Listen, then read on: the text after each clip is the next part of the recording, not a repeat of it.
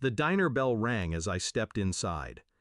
Grease, burnt coffee, and tired laughter clung to the air. And then I saw her, my little sister, balancing plates with trembling arms, makeup failing to hide the bruises along her jaw. She froze when she spotted me. The tray slipped, dishes shattered, and she ran straight into me. Her body shook as she clung to my chest. "You're out," she sobbed. "Finally." I held her tighter than I'd held anything in 10 years. 10 years wasted in a cell for a crime I didn't commit.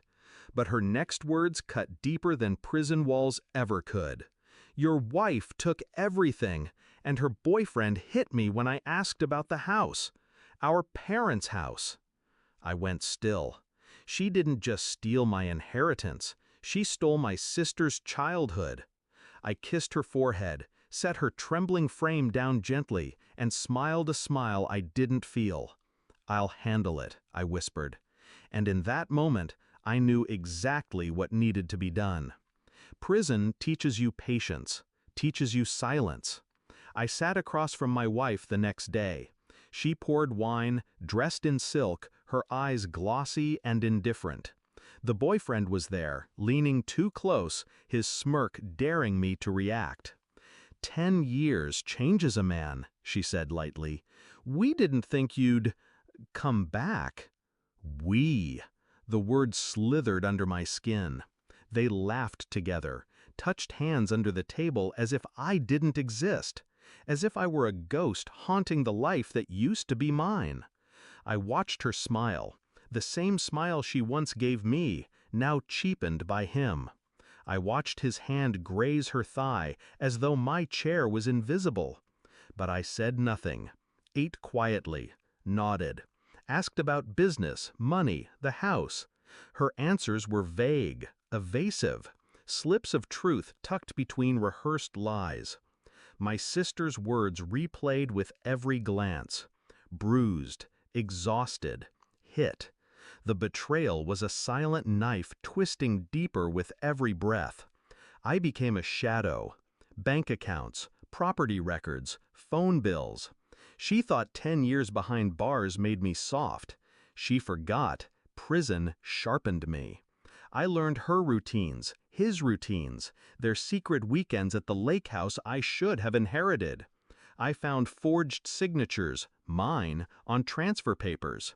The house in their names, the money siphoned into their joint accounts. I dug deeper. Old messages, his threats, her pleading. The truth, she'd framed me. She handed over evidence a decade ago that sealed my conviction.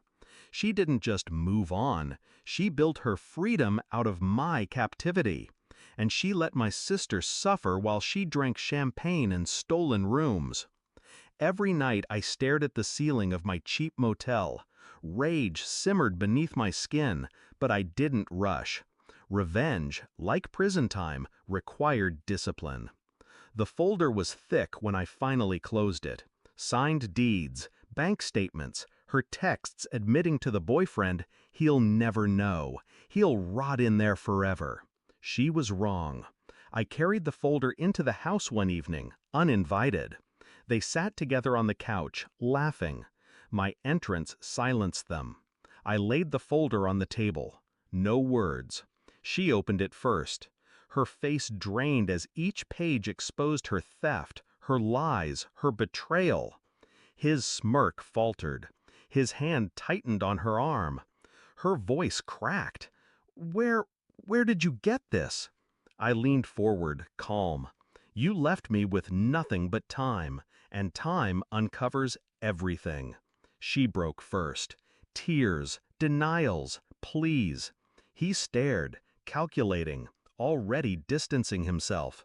I just watched, still, silent, like a warden turning the key on their cell. I didn't shout. I didn't strike. I slid 2 copies of the evidence across the table, one addressed to the police, the other to the press. "You built your empire on lies," I said. "Now watch it collapse." Her hand shook as she reached for me, sobbing, "Please, we can fix this."